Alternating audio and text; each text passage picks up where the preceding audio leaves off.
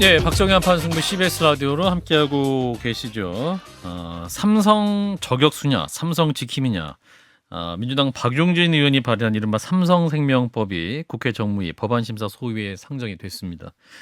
논란이 뜨거운 법안인데요. 과연 법안 내용은 무엇인지 또 법안 발의 취지는 무엇인지 직접 들어보겠습니다.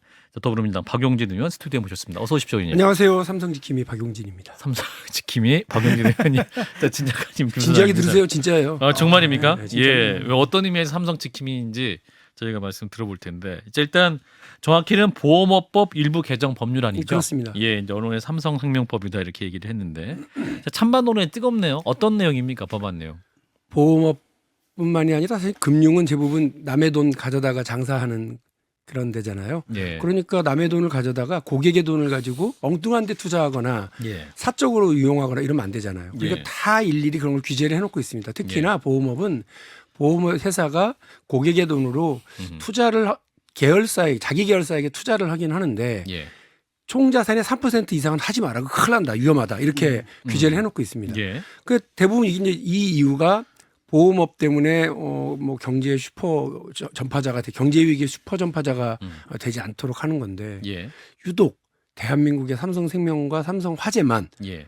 이 규정을 뛰어넘어서 과도하게 이제 주식을 투자를 하고 있는 거고요. 예. 근데 이게 왜 가능하냐? 법을 어기는 일이 예. 알고 보니까 법률 밑에 시행령 대통령이 하는 시행령 그 밑에 예. 장관이 하는 규정 규칙 이게 있거든요. 예. 그 규정에 보험업 감독 규정에 요거 계산을 할 때 취득 원가 원래 이걸 샀었을 때의 돈 가격으로 계산하라고 그래서 요 규제를 피해가는 거죠. 원래는 시가대로 계산을 해서 요즘 가령 요 주식이 좀 위험한지 아니면 너무 많이 보유하고 있는 건 아닌지 이런 거를 알려면 시중의 거래 가격으로 확인해야 되잖아요. 예. 근데 삼성생명이 보유하고 있는 삼성전자에 대한 것은 86년, 87년 이때 이 그 주식을 샀었던 그 시점에 취득했었을 때의 원가로 계산하도록 해준 거예요. 그러니까 뭐 어마어마하게 저 삼성으로서는 특혜죠. 그러니까 요거를 바로 잡고 그 특혜, 반칙, 불법 이런 상황을 해소하기 위해서 보험업법 개정안을 낸 겁니다. 왜 특혜입니까? 그러니까 적은 비용으로 어떠한 주식 보유를 많이 할 수 있기 때문에 뭐 지배구조 관련해서도 권한을 더 많이 행사할 수 있다. 삼성생명이 왜 그렇게 과도하게 많이 삼성전자 주식을 가지고 있겠어요. 예. 삼성전자라고 하는 삼성계열사 전체의 핵심 기업을 어떻게 지배할 수 있겠느냐. 요것 예. 때문에 이제 그런 거거든요. 예. 그게 다 좋아요. 이게 합법적으로 그렇게 그 지배할 수 있는 거면 좋은데 예. 제가 말씀드린 것처럼 대한민국의 중요한 경제에 중대한 위기를 가져올 수도 있는 요 안전장치를 예. 보험업법의 안전장치를 풀어서 특혜를 유지하도록 열어두고 있는 거 옳지 않다. 그리고 특히나 회계 규정상으로도 회계 원칙상으로도 예. 안 맞는 방식으로 취득 원가로 계산하게 두는 것은 시가로 해야 된다. 네. 예. 이게 차이가 많이 나나요? 시가로 할 경우에는 지금 어느 그 비중이 어느 정도 되나요? 그 명목상으로서 3%인데 시가로 하게 되면은 그러니까 한 30조 가까이를 예. 보유하고 있다고 생각을 하고요. 예. 제가 아까 이거를 그 취득 원가는 그러면 계산하면 삼성전자 주식을 얼마로 계산하느냐? 예. 그것부터만 말씀드리면 예. 1,071원이에요. 지금 1071 얼마죠 원. 시가는? 근데 현재 시가는 59,700원이죠. 액면 분할을 하기 전에는 삼성전자 주식이 이재용 부회장 감옥 갔었던 2016년, 17년 요때는 예. 300만 원까지 갔었어요. 그러다가 이거를 좀 쪼개 갖고 액면 분할을 해서 예. 낮췄는데도 불구하고 예. 취득 원가가 1,071원 그리고 이제 지금 시가는 5만 9천 거의 6만 원에 가깝죠. 거의 뭐 이 차이가 지금 어마어마한 차이가 있는 거예요. 거의 30배. 그러니까 지금 계산하는 대로면 삼성생명은 삼성전자 주식을 더 사도 돼요. 더 사도 되는 그런 상황인데요. 이렇게 가는 건 아닌 것 같아요. 왜냐하면 이게 아버지 시대 때 만들어 놓은 이제 이른바 반칙이거든요. 근데 이제 이건 해소를 해야죠. 일각에서는 미국이나 일본에서도 이렇게 이제 시가로 평가하는 사례는 없다. 원가라는 게 맞다 이렇게 주장합니다. 반론해 주시는 분. 그거 말이 안 되는 얘기고 잘 몰라서 하시는 말씀드리고요. 예. 그 IFRS 17이라고 예. 그래서요. 그 국제 회계 기준이에요. 예. 그게 이제 내년부터 우리나라에도 적용을 하기 시작합니다. 그래서 모든 금융회사들이 지금 이것에 맞춤이라고 좀 난리인데 예. 여기에서도 다 그 부채는 부채와 뭐 자산을 인식할 때 예. 전부 다 취득 원가가 아니라 시가로 계산을 하고 되어 있어요. 음흠. 그러니까 그렇게 다 맞춰 가야 돼요. 그러니까 이건 음. 좀 피해갈 수 없는 국제적 흐름이고 글로벌 스탠다드예요. 근데 이제 법안이 통과되면 또 삼성생명이 보유한 삼성전자 주식을 팔아야 하는 상황이 되고 예, 그래야죠. 그럼 주가 떨어지잖아요. 예, 금액으로 20조 가까운 규모인데 예. 그러면 이제 뭐 삼성에 이제 좋은 경영할 수 있도록 이제 의원님 삼성 지킴이로서 역할을 한다 치지만 그러면 이제 개미들 같은 경우에 주가 하락돼 가지고 엄청난 피해를 입을 수 있다 이런 주장도 있습니다. 이게 이제 삼성에서 그 대화를 하거나 대안을 내놓는 일은 안 하고 네. 자꾸 이렇게 언론사를 통해서 이런 마타도어를 퍼뜨리더라고요. 마타도입니까? 마타도어죠. 왜냐하면 그 제가 낸 법안은 7년에 걸쳐서 그 과도하게 가지고 있는 지분을 처분하도록 했고요. 예. 7년 동안 충분히 안정적으로 이제 하도록 했고요. 7년 동안. 네, 두 번째로는 삼성전자가 이 중요한 자기 회사의 주식이 시장에서 막 풀어지도록 둘 필요도 없기 때문에 저희는 법을 새로 내서 민주당에서는 예. 법을 새로 내서 그 자사주로 취직할 수 있도록 이렇게 블록딜할 수 있도록 길을 열어준 거예요. 예. 그러니까 오히려 삼성전자 주가 하락이라든지 이런 문제를 걱정하고 대안을 내놓고 법안을 만들고 하는 건 저희가 지금 다 하고 있고 예. 삼성 그룹 쪽에서는 배째라예요. 음. 자신들이 이게 문제가 있는 줄 알고 있고 금융위원회에서도 2017년, 2018년, 2019년 박용진이 계속 이 문제를 얘기를 하니까 금융위원회도 박용진 의원 말이 맞습니다. 그리고 이 과도한 지분을 해소하도록 해야 됩니다. 라고 하는 얘기를 여러 차례 했거든요. 예. 근데 삼성은 나 몰라라 하고 배째라 지금 이렇게 있는 거라서. 과도한 지분이 있으면 어떤 문제가 발생합니까? 큰 위기가 발생했다고 말씀하셨는데. 그러니까 지배 구조 관련해서 문제가 발생합니까? 아니면 어떤 시장 자체가 위험해질 수 있는 위험해질 수 그럼요. 어떤 부분이 요 위험해질 수 얼마나 있어요? 과도한지 제가 이제 가지고 왔는데요. 우리나라 그 생명보험사들이 예.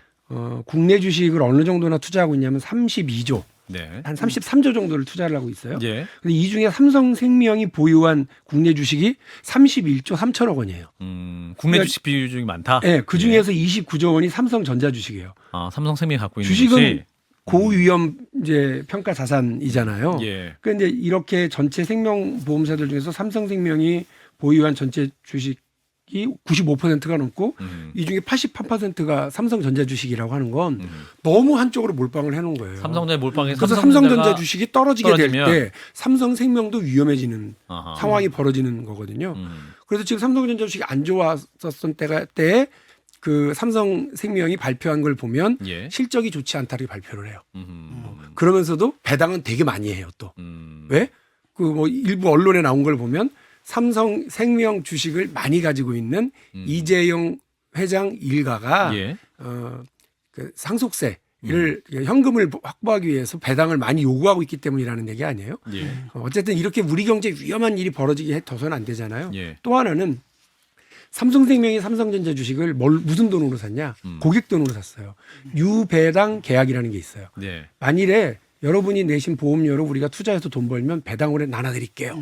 오, 얼마나 좋아요. 위험을 감수하셔야 됩니다. 이런 조건이 있죠. 아니, 뭐 예. 그렇긴 합니다만 보험이라고 하는 게 내가 위험이 닥쳤을 때 나한테 그 보험료를 지급해 주는 건데 예. 그런 게 아니라 투자해 갖고 돈 벌면 그것도 준다고 그러니까 되게 좋은 그래서 많이들 보험 계약을 했어요. 예. 그 보험 계약자들이 160만 명이 아직 살아 계십니다. 근데 그분들의 돈으로 삼성전자 주식을 삼성생명이 샀기 때문에 예. 이분들은 배당받을 권리가 있잖아요. 예. 그런데 삼성생명은 삼성전자 주식을 투자 형식이 아니라 예. 그걸 가지고 의결권을 행사하려고만 가지고 있는 지배구조를 위해서 가지고 있는 거라서 팔지를 않아요. 어마어마한 그러니까 1,071원 때 샀는데 지금 6만 원인데 그러면 그 부분에 대해서 이익을 실현해서 나눠줘야 될 거 아니에요. 그걸 해달라고 하는 그분들의 소송이 있는데 삼성이 지금 하고 있지는 않는 거죠. 이제 그래서 만일에 박용진이 내놓은 삼성생명법이 통과가 되면 160만 명의 삼성생명 유배당 계약자들에게 돈 벌어줍니다. 2. 삼성생명의 그 투자자들 개미들한테도 예. 돈 벌어줍니다. 왜냐하면 삼성생명에 이제 그 이익이 실현되니까. 예. 세 번째로 아까 말씀드린 것처럼 자사주를 통해서 하게 되면 삼성전자가 자사주를 매입해서 그걸 소각하게 되면 예. 자동으로 600만 명의 삼성전자 개미들도 그 주주 가치가 제고돼서요. 지금 좀 앉아서 돈 벌게 됩니다. 정무위 그러니까 심사소위 상정된 건데 예. 그러면 정무위에서 아직 통과는 안 된 거죠? 저는 이게? 빨리 안 하려고요. 이게 어차피 8년 된 법안이고요. 아하. 여당 의원들도 박용진 말이 맞다는 거예요. 얘기 들어보니까. 예. 그리고 금융위원회도 박용진 의원이 말이 맞다는 거예요. 예. 그래서 삼성만 지금 배째라고 하고 있고. 근데 삼성에서 왜 배째라 하는 걸까요? 삼성 같은 경우 뭐 때문에 이걸 반대하는 걸까요? 이제 뭐 아까 말씀하셨던 주식 가격이 폭락합니다. 저 투자가 뭐 배당이 고배당에 투자를 하고 있는데 예. 우리로서는 그거 싫습니다 이러는데 다 제가 볼 때는 그냥 하는 말씀이고요. 지배구조 때문에. 지배구조 때문에 그러는 거예요. 그러나 저는 뭐 분명히 말씀드립니다. 이재용 회장과 삼성의 그 지배구조 핵심은 삼성전자 주식을 누가 더 많이 가지고 있느냐가 핵심이거든요. 예. 이재용 회장 가족과 그리고 그 특수관계인들, 공익재단, 그 다음에 계열사들이 가지고 있는 걸 다 합치면 지금 20%가 좀 넘거든요. 예. 이 중에 한 5% 정도를 처분하라는 거예요. 15%면 넘사벽이에요. 절대 강자예요. 삼성전자 전체 구조를 보면. 예. 여러분 엘리엇 잠깐만 이것만요. 엘리엇이라고 하는 곳에서 그 국제 해외 투자자본에서 막 투자분들이 삼성을 한번 흔들었다 막 그런 적 있잖아요. 예. 거의 0.6%밖에 없어요. 그 당시에. 예. 그러니까 알겠습니다. 15%면 완벽한 방어 구조를 가지고 그러니까. 있으니까 걱정 안 해도 그 됩니다. 지배구조가 흔들릴 염려는 안 해도 된다. 엄살이 너무 심한 엄살이 거 너무 심하다. 같고요. 그리고 이제 뭐 안정성에 대해서 문제를 삼는데 다시 한번 말씀드리지만 삼성전자가 외국인의 손에 넘어갈 가능성 제로. 삼성전자 주식이 폭락할 가능성도 제로. 오히려 삼성전자 600만 주주 제로라고까지 말씀하실 수 있을까요? 전 충분히 그렇게 만들어 알겠습니다. 나갈 자신이 있고요. 국회에서 법을 만드는데 기업을 힘들게 하거나 경제를 어렵게 하거나 그럴 가능성 그렇게 하지는 않습니다. 그래서 오히려 문을 열어놨습니다. 대화의 문을 열어놨고 국민의힘에게도 충분히 제가 설명했고요. 거기서도 고개를 끄덕끄덕 하고 있으니까 삼성생명이 오히려 걱정되거나 우려되는 거 배째라고만 하지 마시고 그런 안을 가지고 오세요. 그럼 같이 토론하고 예. 대안을 합리적으로 만들어. 예, 정말 배짜라 가자고 제안드립니다. 입장인지는 반론 기회를 뭐 삼성에게도 드리도록 하겠습니다. 혹시 원한다면. 자, 여기까지 하고요. 자, 이제 정치 현안을 또 우리 의원님이 오셨으니까 좀 말씀 여쭙겠습니다. 화물연대 파업이 끝났습니다. 근데 불신이 여전한 상황이고 오늘 대통령이 노동시간 유연화에 대한 그런 정책 방향도 말하지 않았습니까? 현재 정부가 노동 문제를 다루는 방식 어떻게 판단하고 계십니까? 제가 그렇게 비교를 했는데 예. 국민과 싸워 이기려고 하는 이런 대통령의 태도와 정부의 자세는 좀 옳지 않다고 생각합니다. 국민과 싸워서 이기려고 한다. 예. 그래서 제가 페이스북에 그렇게 썼어요. 워낙 법과 원칙의 승리다 이러면서 화물연대 파업에 대해서 예. 자화자찬을 하시길래 축하드린다고. 시진핑 국가주석도 하지 못한 일을 하셨다고.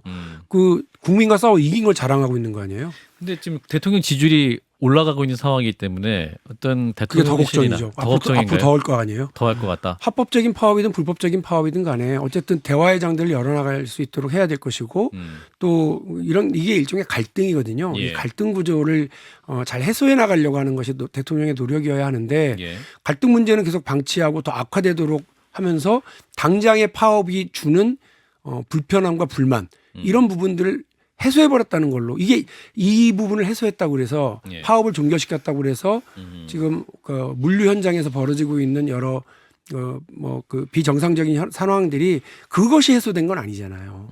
그래서 저는 대통령이 노동에 대해서 너무 사용자 측 입장만 반영하고 하는 거 더 예. 경직되게 가져가려고 하는 거 동의할 수가 없고요. 어제 발표된 미래 노동 경제 관련된 연구회에서 이렇게 내놓은 권고안들을 대통령 이제 정부 쪽에서 내놓은 권고안들을 보면 과로 사회로 갈 수 있는 길을 또다시 여는 거 아닌가라고 하는 우려가 너무 짙습니다. 그 지난번 이제 6월인가 파업을 했었지 않습니까? 화물연대가? 그리고 지금이 12월이니까 거의 반년에 가까운 시간이 있는데 그동안은 사실 이제 민주당이 좀 뒤늦게 이재명 대표도 내가 중재를 하겠다라고 나섰고 민주당이 뒤늦게 나섰는데 사실 야당의 역할이 좀 약했던 거 아닙니까? 예, 동의합니다. 그리고 사실은 문재인 정부 시절에 우리가 이 부분에 대한 예. 어떤 해결책들 만들어 놨어야 되는데 일단 안전 운임제가 잘 먹힐지 그리고 화물연대와 그 물류 현장에서 벌어지고 있는 주장하고 있는 이런 그 문제들이 해소될 수 있을지를 좀 시험적으로 해봤던 거거든요. 요 일몰제를 그러면 더 연장하고 하거나 아니면 아예 제도화, 법제화하는 문제를 놓고 6월달 파업에 일정한 몰골을 텄거든요. 예. 그럴 때 저는 당연히 이제 이 부분에 대해서 국회에서 논의가 되고 정부가 좀 적극적으로 나설 줄 알았는데 예. 또 그냥 시간만 보내버린 거예요. 그래서 저는 사실은 화물연대 파업과 관련해서 뭐 제가 드릴 말씀은 아닌 것 같습니다만 예. 아니 3년 연장안이 나왔으면 그걸 그냥 받고 그다음에 또 일정에 가면 또 3년 연장안이든 2년 연장안이 나오면 또 받고 이러면 사실은 제도라고 하는 건 계속 진행되면 그걸로 그냥 하나의 틀이 돼버리거든요. 예. 법제되는 효과가 있거든요. 그리고 나중에는 법으로 이제 위반되기도 하고요. 예. 그런 걸 한 번 더 거쳤으면 어땠을까. 그리고 결국은 지금 민주당이 그 3년 연장안을 법제화하는 쪽으로 밀고 가고 있고 예. 화물연대도 그걸 지키려고 이제사 얘기를 하는 건 여러 가지 국민 여론을 살피는 데 있어서 전술적 전략적으로는 좀 실패한 것 같은데요. 그건 맞다. 그건 뭐 제가 드릴 말씀이라기보다는 어쨌든 저는 이 문제와 관련해서 대통령이 이 여지를 서로 좀 열어놓고 논의를 해야 되는데 대통령이 중재하는 것이 아니라 일방적으로 이렇게 짓누르게 되면 저는 이 모순이 다른 데서라도 반드시 터지게 돼 있다고 봅니다. 거기서 이제 한 걸음 더 나가죠. 아예 그냥 일몰제 자체도 일몰제를 그냥 실현해 버리겠다. 아예 그 연장은 없다. 라고 하고 또 파업 기간 중에 발생한 불법 행위에 대해서 끝까지 책임을 물을 것이다. 뭐 결국 이제 뭐 또 민사소송 또 걸어가지고 대량의 이제 배상액을 물게 한다든지. 왜 아니 뭐 저는 사실 노동자들이 집단 행동을 하고 이런 것들이 국민들에게 불편을 주기도 합니다. 예. 그리고 우리 경제에 부담을 주기도 하죠. 예. 근데 역으로 놓고 보면 화물연대의 파업으로 인해서 발생한 경제적 손실이라고 하는 건 그들이 우리 경제에 기여하는 가치를 표현하는 것이기도 해요. 예. 그만한 가치가 그들이 멈추니까 다 그 이제 스톱된다. 손실로 드러난 거 아니겠습니까? 예. 그러면 그만한 가치를 대우는 해주고 그들의 목소리를 들어주려고 하는 노력을 하는 게 대통령이고 정치인이지. 이분이 이제 검찰총장이 아니시잖아요. 그래서 좀 근데 답답한 불법 게 행위에 있어요. 대해서는 끝까지 책임을 묻겠다라고 오늘 국무회의 때 말씀을 아니 그러니까 했다고 저도요. 합니다. 그래서 주가 조작과 관련해서 예. 불법적인 행위들이 있으면 그 관련된 사람들에 대해서 다 수사해야 되는 거 아니에요? 근데 왜 그 검찰총장 후보자 썼을 때도 거짓말하고 감싸던 도이치모터스 관련해서 김건희 여사와 관련된 얘기 왜 수사하지 않습니까? 왜 지금 대통령 후보로서 내놨던 여러 가지 거짓말과 은폐했었던 문제들이 드러나고 있는데 예. 제가 그래서 7대 거짓말이라고 정리한 적도 있는데 예.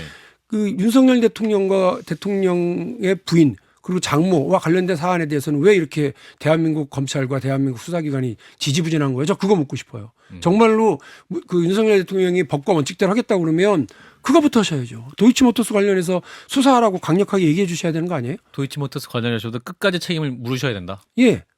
아니 저는 본인이 안 하시겠다면 영 뭐 저 가족 얘기고 부인 얘기고 그래서 하기 껄끄럽다고 하시면 예. 진짜 저는 이거 끝까지 물고 늘어지려고요. 제 정무에 예. 있으니까 이 문제 관련해서 끝까지 할 알겠습니다. 거고 우리가 5년 뒤에 정권 바뀌면 이거부터 수사해야 된다고 봐요. 왜냐하면 공소시효가 종료되지 않을 거라고 좀 보고 있기 때문에 공범들로 추정되는 왜냐하면 의혹이에요. 아직은 김건희 예. 여사 건은 한 번도 김건희 여사의 이 의혹에 대해서 본인이 얘기하거나 수사기관에 수사받은 적이 없어요. 본인 직접. 알겠습니다. 그러니까 이 문제와 관련해서는 공범들의 유죄가 확정되고 나면 저는 이거 그 공소시효가 그 정지된 거다 이렇게 보고 5년 뒤에 민주당이 정권 잡으면 이거부터 수사해야 되겠구나 하는 생각을 하고 있습니다. 그 이상민 행정안전부 장관 해임 건의안 이제 통과되지 않았으니까 뭐 대통령은 당연히 거부할 거고 라고 한다면은 뭐 어떻게 됩니까? 이제 탄핵으로 가는 겁니까? 이게 지금 언론에서는 그렇게들 뭐 바로 탄핵으로 간다 만다 이렇게 하는데 아주 예민한 상황이고 국정조사 사건하고 그리고 예산안 처리와 관련돼서 연동해서 이 문제를 바라봐야 될 것 같아서요. 예. 제가 여기서 뭐 말을 뭐 이렇다 저렇다 얘기하는 건 조심스러워요. 왜냐하면 그 아주 예민하게 원내지도부가 이걸 핸들링을 하고 있는 상황이라서 예, 김재원 전 다만- 최고위원도 지금 강하게 서로 얘기하고 있지만 이것은 물밑에서 뭔가 이루어지고 있는 상황임을 의미하기도 한다라고 말을 하시던데. 저는 그렇게 여지를 열어두고 싶고 예. 그래서 뭐 제가 뭐 규정적으로 말씀드리고 싶지는 않은데요. 예. 그 탄핵 소추라고 하는 게 우리한테 꼭 유리한 것만은 아니에요. 그러니까 그걸로 오히려 저쪽은 시간을 더 벌고 이상민 장관은 장관으로서 역할은 못하지만 장관에서 자를 수도 없는 상황으로 오히려 들어가고요. 판사가 헌법재판관들이 아니 뭐 예를 들어서 뭐 문제는 있었지만 탄핵은 좀 과한데 이렇게 그냥 정치적으로 기각돼. 판단해 버리면 인용이 안 될 수 있는 것이고. 네, 뭐 예. 우리로서는 오히려 면죄부를 두는 상황이라서요. 알겠습니다. 예. 자, 이재명 대표 얘기 좀 해보겠습니다. 대장동 수사가 진행되면서 이제 당대표에 대한 조사도 임박한 것이다라는 보도는 계속 나오고 있는 상황이고 그래서 관련해서 또 당의 위기론도 더 커지고 있습니다. 의원님께서는 이 부분은 어떻게 판단하십니까? 제가 당대표 후보로 나갔던 그 시점이나 지금이나 달라진 건 하나도 없어요. 수사 관련해서 예, 그때도 의혹이었고요. 팩트가 없다. 그리고 지금은 측근 2명이 구속됐음에도 불구하고 공범 관계이거나 공모를 했다라고 하는 어떤 정황도 발견하지 못한 채로 예. 뭐 정치적 공동체에서 정치적 동지로 자꾸 수사만 달라. 그러니까 검찰이 수사가 아니라 저 공소장의 수사 표현만 자꾸 뭐 이렇게 현란해지고 있는 건 예. 저는 이 문제가 더 무슨 질적으로 변환됐다고 보지는 않아요. 저는 측근들을 비호할 생각은 추호도 없습니다. 이분들이 이제 기소가 되었고 죄를 다퉈야 되는 상황이기 예. 때문에 뭐 민주당으로서는 이분들을 비호할 생각하지는 않아야 된다. 그러나 이재명 당대표는 아직 아무런 그 의혹만 이렇게 남발되고 있는 상황이고 검찰에 의해서 수사만 받고만 있는 상황이지 이 대장동 건과 관련해서는 뭐 공범관계라든지 유동규 되지 전 않았으니까요. 본부장이 어제 KBS와의 인터뷰에서 이재명과 정진상은 빛과 그림자다. 정진상을 통해 이재명에게 돈을 넘겼다. 할 수 있는 건 이재명이 다 했다. 이런 폭로를 쏟아낸 상황이죠. 이제 이 부분을 두고 김기현 의원은 게임 끝이다. 이런 판단을 하더군요. 의원님은 어떻게 보십니까? 그분이 국민의힘 소속이시죠? 예, 김기현. 거기 당대표 나가려고 하시는 예, 당대표를 준비하고 그러니까 있습니다. 그렇게 얘기하시는 걸 거예요. 아, 당대표 준비하고 있기 때문에 그렇게 말합니다. 예. 그러니까 저 이거를 예. 수사를 철저하게 하고 있지 않습니까? 그렇죠. 전면적으로 막 그리고 어마어마하게 하고 있잖아요. 네. 김건희 여사에 대한 수사에 비하면 어마어마하게 하고 있는데 네. 그럼에도 불구하고 직접적인 증거나 이런 연관관계를 찾아내지 못한 수사라면 대개 엉터리로 하고 있거나 아니면 정말로 우리가 이 문제와 관련해서 의심과 의혹의 단계를 넘어서고 있지 못한 거라고 좀 보니까요. 여전히 그렇다. 예. 알겠습니다. 이재명 대표에 대한 이 소위 말하는 사법 리스크 여기에서 민주당이 단일 대우를 취한다. 이거는 실제로는 어떤 거를 뜻하는 건가요? 단일 대우를 취한다. 말만 그렇게 하는데 실제로 단일 대우를 취한다는 게 어떤 건지 잘 이해를 제가 못하겠어요. 그것도 그냥 정치적인 수사인 거예요. 그러니까 민주당은 지금까지 단 한 번도 당 지도부든 일반 그냥 평의원이든 간에 수사기관, 국가수사기관에 체포영장 혹은 구속영장 등이 왔을 때 그걸 가지고 근거 없이 디펜스하거나 기각시키거나 부결시키거나 예. 이런 적이 없습니다. 오히려 당원 80조는 지난번 전당대회를 통해서 저도 분연히 그거 맞서 싸웠습니다만 예. 80조 개정하면 안 된다. 그대로 둬야 된다. 그게 우리의 도덕적 정치적인 명분이다라고 말씀을 드렸고 예. 민주당은 아직도 이런 건강한 제도, 건강한 관례들이 남아있기 때문에요. 예. 그 예를 들면 제가 분명히 말씀드립니다. 수사기관이 이재명 대표에게 명확한 증거와 이런 걸 가지고서 물증을 가지고서 한다고 그러면 민주당은 과거처럼 뭐 뼈아픈 일이지만 그 원리 원칙대로 할 거예요. 알겠습니다. 법과 원칙대로 할 거예요. 일각에서 그러나 근데 그게 아닌 채로 이렇게 막 그 분위기만 띄운다고 그러면 그 부분에 대해서는 저희도 비판적으로 맞설 수밖에 없습니다. 그래서 이제 이재명 대표가 최근에 일부 언론 보도는 혼자 밥을 드시는 경우가 많다. 혼밥하는 경우가 많다. 고립되어 있다라는 얘기도 나옵니다. 실제로 당에서 느끼시기에 그런 게 느껴지십니까? 뭐 일부 의원들 공무모임도 안 나오신다 이런 얘기도 나오는데. 제가 그분 측근이 아니라서 원래부터 잘 가까이. 몰라요. 의원님 식사 언제 한번 같이 하셨어요? 마지막 당대표 식사가 선거 언제였어요? 끝나고 예. 이제 제가 떨어지고 나서 그때 이제 위로회식. 예. 같이 드셨어요? 그럼요. 그때가 식사를 마지막이었다? 마쳤죠. 그때가 마지막이었는데 아니 그리고 당 대표가 얼마나 바쁘고 식사 약속이 많을 텐데 예. 의원님을 혼자 만나셔서 먹을까? 큰 정치 하셔야죠. 제가요? 아니요, 이재명 대표. 그러니까 열심히 여기 움직이고 계시기 때문에 뭐 알겠습니다. 아마 그거는 그 서초동발 여러 이렇게 이제 의혹들이 막 밀어닥치니까 예. 주변에서 하는 말 같고요.